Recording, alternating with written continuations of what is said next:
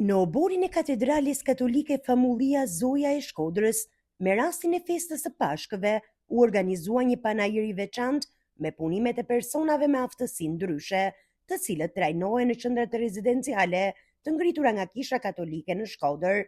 Leze Ara, edukatore në njërin prej këtyre qendrave, tregon për procesin e punës dhe krijimtarinë e personave që trajtohen në qendrën Buzëqeshja e Nën Terezës. Qendra jonë quhet Qendra Buzëqeshja më Terezës, është një qendër ditore ku vinë përfituesit në mëngjes edhe ikun pas ditën ora 4:30.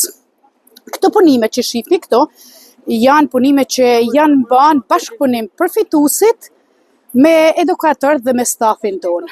Edhe këta janë shumë të motivuar, të gëzuar që vinë qendër, aktivizohen, kanë mundësi aktivizimit dhe realizimit të dëshirave tyne, plus që edhe prindrit janë shumë të gëzuar që fëmijët e tyne janë produktiv.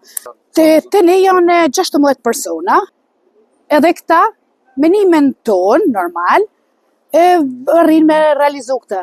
Do me thonë punimet nga më të ndryshme. Shife për shembull të pusin këto, e ka realizu Flavia, në bashkëpunim me ne. Për shembull, i kena mësu metodat, se si t'i bëjmë gurtë e vegjël, me njët. Pastaj është një proces punet, gjithë bashku. Për të rinjtë e Kishës Katolike të Shkodrës, të cilët janë dhe organizatorët e këtij panajiri, kjo nismë ka një rëndësi të veçantë. Ajo tregon se secili nga këta persona ka aftësi për të sjellë gjëra të bukura, të veçanta dhe me shumë vlerë.